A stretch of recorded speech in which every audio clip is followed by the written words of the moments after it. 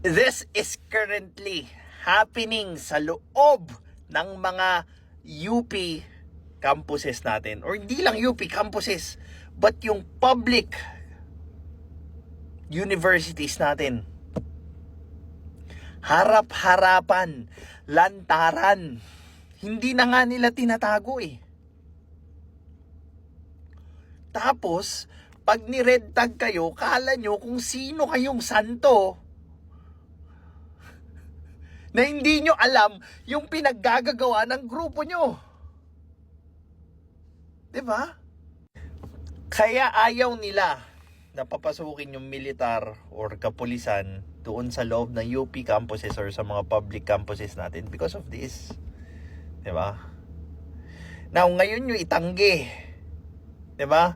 Ngayon nyo linisin yung pangalan ng university nyo. Ito na nga yung pinaggagawa sa loob. Nakakalusot yan. Lantaran, proud na proud pa. Nagkakaroon ng rally sa loob na kung saan hinihikayat nila yung mga estudyante na sumali sa teroristang grupo. Tapos, iiyak kayo, red tagging kasi nila kami. Kung ayaw nyong ma-red tag, huwag kayong magdididikit sa mga grupong yan. Huwag kayong gumawa ng ganyang klaseng aktibidades. Huwag kayong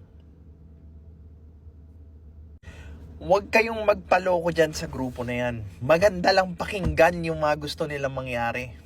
But in totality, yung gobyerno na sinisiraan nila, sila lang rin yung gustong pumalit doon sa gobyerno na yun para sila rin naman yung mangungurakot at sila naman yung mamemeste sa kapwa Pilipino nila.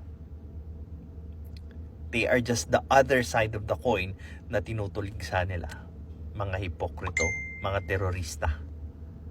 This is Pinoy Extreme. Have a good day.